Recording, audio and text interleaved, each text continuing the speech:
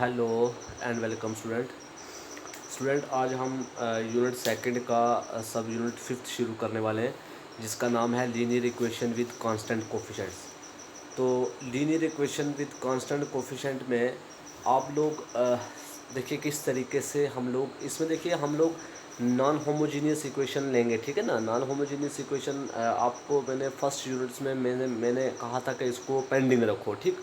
अब उधर से वो नॉन होमोजीनियस का कंसेप्ट अलग है, इधर नॉन होमोजीनियस क्या है वो मैं सिर्फ आपको बताऊंगा कि किस तरीके से नॉन होमोजीनियस इक्वेशन को हम नॉन होमोजीनियस इक्वेशन की एक्सिलरी इक्वेशन बताते हैं, उसके सिंबॉलिक फॉर्म में उसको किस तरीके से लिखा जाता है वो आप लोग समझेंगे, ठीक है स्टूडेंट। तो मान लेते हैं एक इक्वेशन में लेता हूँ सपोज़, मान लेते हैं एक non homogeneous linear differential equation है जिसका ऑर्डर सपोज n है, ठीक है ना। ऑर्डर n मतलब कुछ भी हो सकता है, ऑर्डर 2 हो सकता है, 3 हो सकता है, 4, मैं जनरल n की बात कर रहा हूँ, ठीक है ना। तो विद कोफिशेंट्स जो भी हूँ, मैं सपोज कोफिशेंट कोई भी ले लेता हूँ, P1 P0 P1 P2 P3, ठीक है ना, इस तरीके से। तो मैं जर्नल एक नॉन होमोजीनियस लीनियर इक्वेशन ले रहा हूँ, सपोज वो इस फॉर्म की है, P0 into D N Y upon D X की power n plus P1 into D की power n minus one upon D X की पावर n माइनस वन, ठीक है स्टूडेंट। इस तरीके से चलते चलते चलते plus P N Y equal to zero. ये एक मैंने non homogeneous linear differential equation ली जिसका ऑर्डर n है। और यहाँ पर ये जो P0 P1 Pn है ना, ये इन्हें ये कांस्टेंट है, और इक्वल टू ज़ीरो नहीं लो, इक्वल टू क्यू ले लो, ठीक है ना। Where Q is a function of X, Q X का फंक्शन हो सकता है, ठीक है स्टूडेंट। और आल्सो ये भी याद रखना कि ये जो P0 है ना, ये ज़ीरो नहीं होना चाहिए। अगर ये ज़ीरो हो जाएगा तो फिर ये वाली इक्वेशन जो है वो होमोजीनियस नहीं रहेगी, ठीक है स्टूडेंट। तो ये चीज़ आप लोग याद रखेंगे। अब देखिए, अब इस यूनिट में क्या क्या पढ़ना है, किस तरीके से हमने क्वेश्चन को सॉल्व करना है वो आप लोग देखेंगे। सबसे पहले लीनियर डिफरेंशियल इक्वेशन इस तरीके की होगी, उसको हमने क्या करना, सबसे पहले इस इक्वेशन को हमने सिंबॉलिक फॉर्म में रिप्रेजेंट करना है। तो सबसे पहले इसको सिंबॉलिक फॉर्म में लिखेंगे। सिंबॉलिक फॉर्म में लिखने के बाद उसकी एक्सिलरी इक्वेशन निकालेंगे, ठीक है स्टूडेंट। तो सबसे पहले देखिए मैं सिंबॉलिक फॉर्म समझाता हूँ। तो सिंबॉलिक फॉर्म इसकी क्या होगी, आप अगर मैं इसकी सिंबॉलिक फॉर्म लिखूँगा, the symbolic form of this equation is, symbolic form of this equation is क्या हो जाएगी, देखिए P0 का P0 रहेगा, और ये D N Y upon D X है ना, इसको मैं कैपिटल D की पावर n से डिनोट कर दूंगा, ठीक है स्टूडेंट। फिर प्लस P1 का P1, और इसको मैं कैपिटल D से करूँगा तो पावर n माइनस वन है तो n माइनस वन, ठीक है स्टूडेंट। इसी तरीके से चलता जाएगा Pn, और किसका कोफिशिएंट हो जाएगा, ये y का कोफिशिएंट, क्योंकि अभी हम किसकी कर रहे हैं, D Y upon D Y, तो y की बात कर रहे हैं, तो ये y के कोफिशिएंट इस तरीके से हम लिख लेंगे सिंबॉलिक फॉर्म में इस गिवन इक्वेशन को, ठीक है स्टूडेंट। क्योंकि जब y को अंदर मल्टीप्लाई करूँगा तो वही आएगा P0 डी की power n into Y D की power n minus one into Y, ठीक स्टूडेंट। इसलिए y सब के साथ आ रहा था, मैंने y को ले लिया कॉमन, मैंने सिर्फ इसको रिप्रेजेंट किया, D N upon D X की पावर n को मैंने रिप्रेजेंट किया d की पावर n से। इधर भी d की power n minus one upon D X की पावर n माइनस वन को रिप्रेजेंट किया सिंबॉलिक फॉर्म में, मैंने लिखा d की पावर n माइनस वन, ठीक है स्टूडेंट। और इक्वल टू सम क्यों, ठीक स्टूडेंट। अब ये होगी इसकी एक्सिलरी इक्वेशन। अब इसी एक्सिलरी इक्वेशन को हम सॉल्व करेंगे और हम क्या निकालेंगे इसके इसके जब इस एक्सिलरी इक्वेशन, ये एक्सिलरी इक्वेशन है, मतलब ये तो सिंबॉलिक फॉर्म होगी ना। अब इसकी एक्सिलरी इक्वेशन क्या होगी, एक्सिलरी इक्वेशन होगी जो y का कोफिशिएंट होगा, तो y का कोफिशिएंट ये है, तो P0 d की power n plus P1 d की power n minus one plus Pn equal to zero. तो इक्वल टू ज़ीरो कर देंगे तो ये तुम्हारी ये जो इक्वेशन बनेगी, इस इक्वेशन को कहेंगे हम axillary equation of given differential equation. अब इस एक्सिलरी इक्वेशन से हम क्या करेंगे, रूट्स निकालेंगे। जो रूट्स निकलेंगे वो हम जो रूट्स निकलेंगे वो हम उनको कलेक्ट करके हम लिख लेंगे इस गिवन इक्वेशन का क्या है, जनरल सोल्यूशन है, ठीक है स्टूडेंट। अब देखिए मैं आपको एग्जाम्पल तो बुक पे ऑलरेडी सॉल्व है, वो आप लोग खुद करेंगे। मैं एक्सरसाइज का क्वेश्चन करवाऊंगा आपको, फिर आपको समझ आ जाएगी कि किस तरीके से गिवन डिफरेंशियल इक्वेशन को सिंबॉलिक फॉर्म में लिखा, और सिंबॉलिक फॉर्म से एक्सिलरी इक्वेशन कैसे बनी, और एक्सिलरी इक्वेशन से रूट्स कैसे बने। ठीक है स्टूडेंट, तो क्वेश्चन करने से पहले आप लोग सारे स्टूडेंट बुक पर एक टेबल बना हुआ है, वो टेबल आप लोग देखेंगे। उस टेबल में क्या लिखा हुआ है, क्या उसमें रूट्स ऑफ एक्सिलरी फंक्शंस भी दिए हुए हैं, और corresponding parts of complementary solution, CS मतलब कम्प्लीमेंट्री सोल्यूशन भी दिए हुए हैं। देखिए पहला कह रहा है one real and different root M1, कि अगर एक रियल मतलब one real and different root का मतलब क्या, रियल होने चाहिए चाहे डिफरेंट हो, मतलब अलग हुआ, एक का रूट 1 आया, दूसरे का रूट 2 आया, है दोनों रियल है लेकिन है डिफरेंट है, तो उस टाइम उसका सॉल्यूशन क्या होगा, C1e⁻m1x।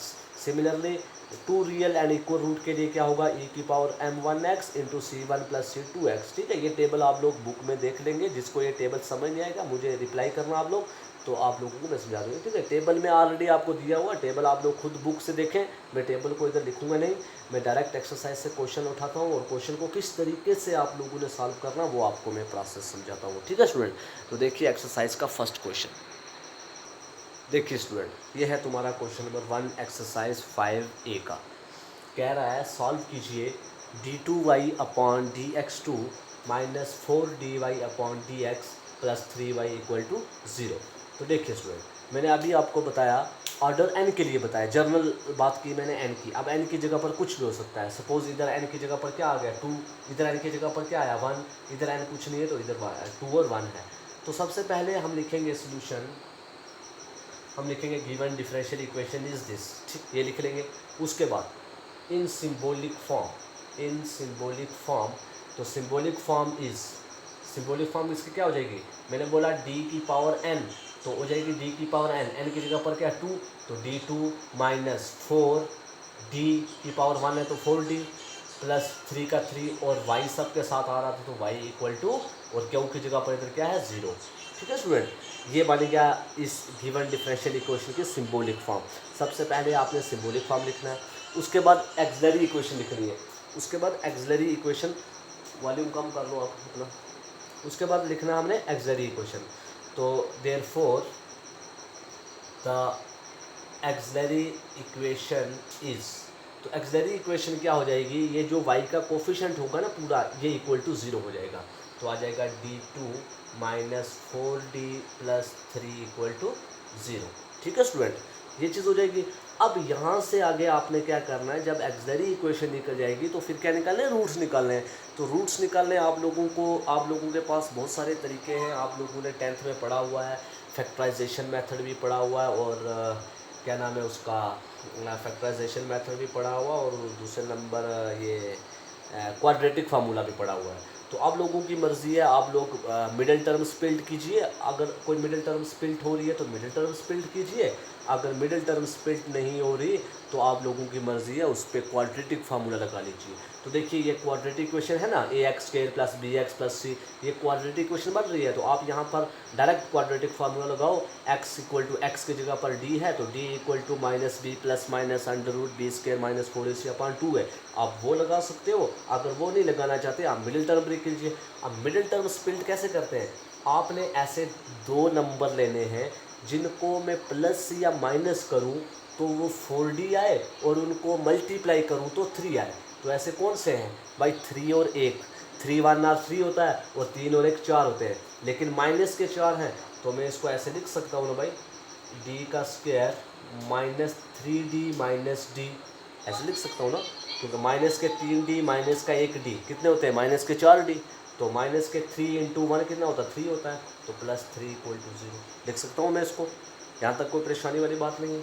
ये सब लाइक देखिए ना भाई, आप लोगों को मर्जी है ना, आप लोग मिडिल टर्म स्प्लिट करो, आप लोगों की मर्जी है, मिडिल टर्म स्प्लिट करो। अगर मिडिल टर्म नहीं स्प्लिट करनी आती तो क्वाड्रेटिक फार्मूला लगाओ, वो तो आसान है, वो तो कर सकते हो ना, आप लोगों की मर्जी है।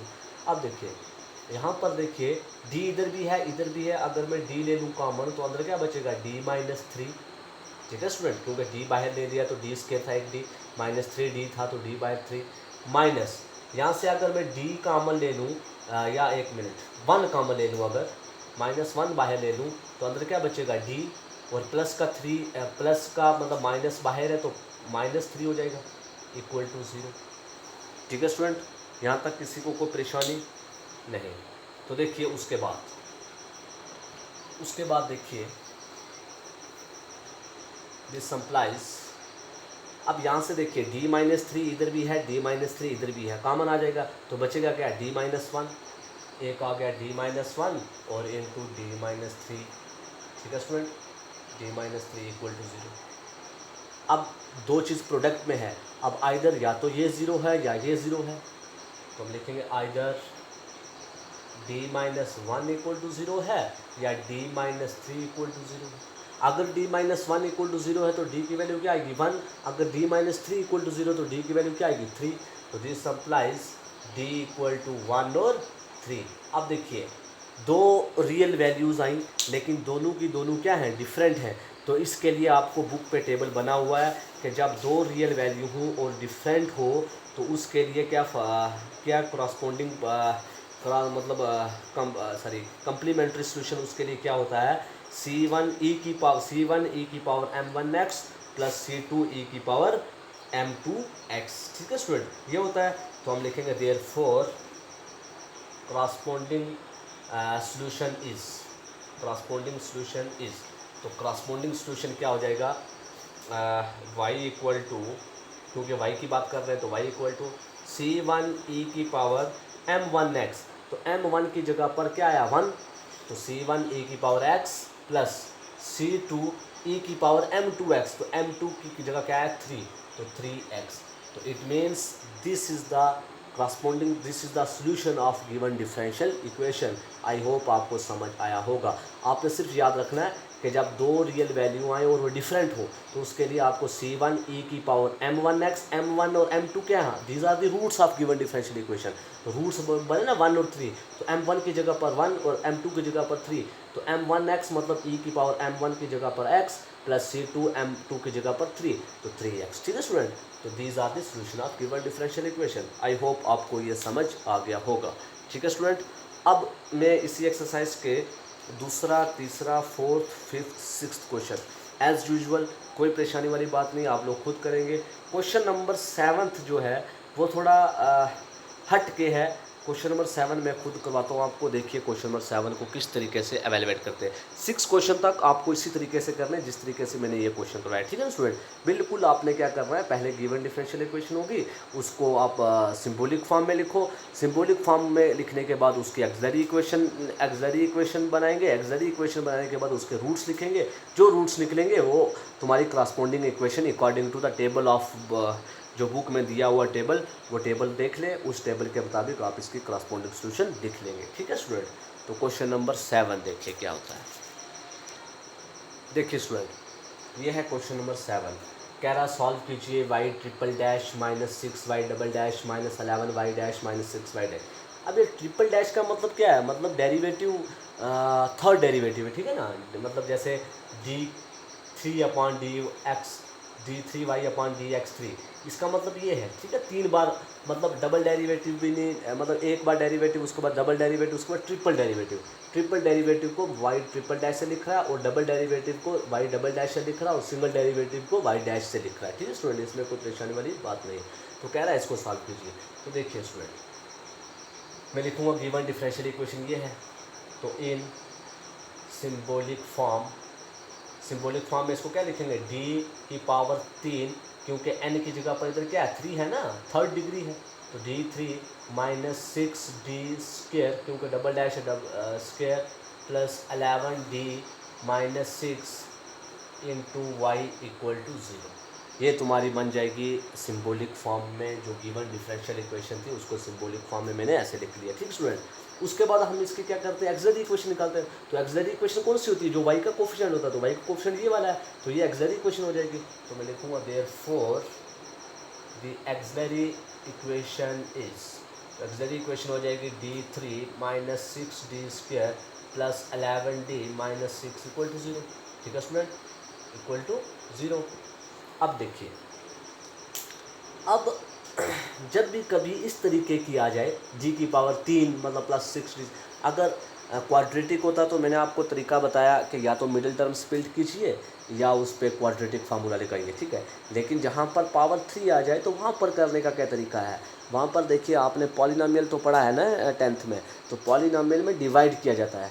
तो डिवाइड कीजिए आप इसको d-1 से पहले चेक करेंगे। अगर d-1 से डिवाइड करने से रिमाइंडर 0 आता है तो इट मीन्स ये डिवाइड हो रहा है, तो फिर d-1 से मल्टीप्लाई कर देंगे इस इक्वेशन को।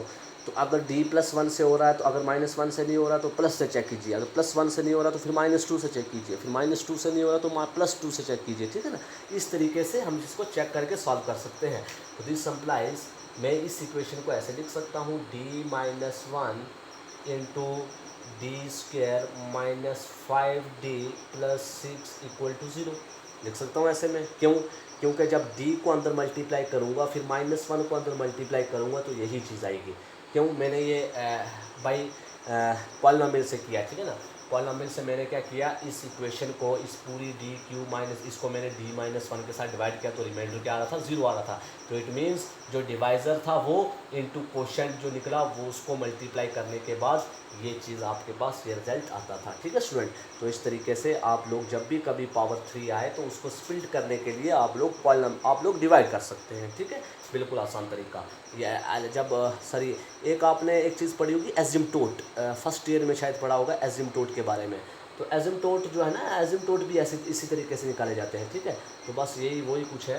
तो जब यहाँ पर आ गया, अब यहाँ से आगे क्या है, दिस सिंप्लाइज में, अब ये तो आ गया d-1 ऐसे ही एज इट इज़। लेकिन ये क्वाड्रेटिक इक्वेशन है, तो ये क्वाड्रेटिक इक्वेशन, तो क्वाड्रेटिक इक्वेशन मैंने अभी बताया ना आपको, मिडिल टर्म स्प्लिट कीजिए। तो मिडिल टर्म स्प्लिट करेंगे आएगा d² -5d है, तो -3 -2 करूँगा तो -5 होगा, और 3 2 और 6 होता है। इट मीन्स ऐसे दो नंबर लेने हैं जिनको प्लस माइनस करूँ तो मिडिल टर्म आए और उनको मल्टीप्लाई करूँ तो 6 आए। तो वो ऐसे कौन से 3 और 2, और 3 और 2 5 होते हैं, और 3 2 और 6 भी होते हैं, तो इट मीन्स 3 और 2। तो इट मीन्स मैं लिखूँगा d² और -5d को लिखूँगा 3d - 2d, ठीक है स्टूडेंट। -3 -2 -5 और प्लस का 6 = 0, ठीक है स्टूडेंट। आई होप आपको इतना समझ आया होगा। अब उसके बाद देखिए, अब उसके बाद मैं क्या करूँगा, दिस सिंप्लाइज d-1, ये दिख रहा है आपको, हाँ जी, d-1 थोड़ा और ऊपर लिख लेता हूँ, दिस सिंप्लाइज d-1, ये दिख रहा है ना, हाँ जी। उसके बाद देखिए, अब यहाँ से अगर मैं d कॉमन ले लूँ, अंदर क्या बचेगा, अंदर बचेगा d-3, और अगर -2 कॉमन ले लूँ तो अंदर बचेगा d-3 = 0, ठीक है स्टूडेंट। कोई परेशानी वाली बात नहीं है। दिस सिंप्लाइज d-1 इंटू, यहाँ से देखिए d-3 इधर भी है, d-3 इधर भी है, कॉमन आ जाएगा तो बचा क्या है, d-2। तो आपके पास आ जाएगा d-2 इंटू d-3 = 0। अब देखिए तीनों प्रोडक्ट में है, या तो ये 0 है, या ये 0 है, या ये 0 है। अब तीनों 0 है तो इट मीन्स d की वैल्यू क्या आने वाली है, d की वैल्यू 1 आएगी, d की वैल्यू 2 आएगी, d की वैल्यू 3 आएगी। तो हम लिखेंगे थस d = 1 2 और 3। अब 3 वैल्यू आ गई। जब 3 वैल्यू आ जाती हैं तो तीनों के तीनों क्या है, रियल है, और तीनों डिफरेंट हैं। तो तीनों रियल और डिफरेंट हैं तो इट मीन्स C1 की value, therefore the complementary solution is, तो कम्प्लीमेंट्री सोल्यूशन क्या हो जाएगा, y = C1e m1x। तो m1 की जगह पर x, m1 की जगह पर 1 है तो C1x प्लस C2e m2 की जगह पर 2x प्लस C3e m3 की जगह पर 3, तो 3x। तो these are the complementary solution of given differential equation, ठीक है स्टूडेंट। आई होप आपको इतना समझ आया होगा। अब उसके बाद देखिए, अब उसके बाद क्वेश्चन में कुछ कंडीशन भी दे रखी है। वो कंडीशन क्या है भाई, आप लोग समझे। कंडीशन है, कंडीशन दी हुई है y of 0 = 0, y dash of 0 = 0, y double dash of 0 = 0। तो यहाँ पर ये मतलब इसको हम बोलते हैं पार्टिकुलर सोल्यूशन। तो जहाँ अब y ऑफ 0 निकाले, मतलब y ऑफ 0 का मतलब क्या है कि जहाँ जहाँ y है वहाँ 0 डालो, और जहाँ जहाँ x है वहाँ 0। और y डैश ऑफ 0 मतलब जो सिंगल डेरिवेटिव जहाँ पर था ना, single derivative y dy/d of x, तो वहाँ पर भी y की वैल्यू 0 और x की पावर 0। सिमिलरली डबल डैश के लिए भी y की पावर 0 और x की पावर 0। तो पर्टिकुलर सोल्यूशन के मैंने बहुत सारे क्वेश्चन आपको करवाए हैं इससे पहले वाले लेक्चर में, तो आप लोग इसके आगे खुद सॉल्व कर सकते हैं, ठीक है, कोई परेशानी वाली बात नहीं है। तो आई होप मैंने जितना पढ़ाया इतना आपको समझ आ गया होगा, ठीक है स्टूडेंट। तो बाकी वाले क्वेश्चन आप लोग खुद सॉल्व करेंगे, और आज के लिए इतना रखते हैं। कल हम इंशाल्लाह पढ़ेंगे solution of non homogeneous linear equation with constant coefficient, ठीक है स्टूडेंट। कल हम उस पर चलेंगे और इन्वर्स ऑपरेटर के बारे में पढ़ेंगे, इन्वर्स ऑपरेटर में किस तरीके से हम लोग डिफरेंशियल इक्वेशन को सॉल्व करते हैं, ठीक है स्टूडेंट। तो आई होप आपको जितना मैंने पढ़ाया ये समझ आ गया होगा, ठीक है स्टूडेंट। Okay, thank you.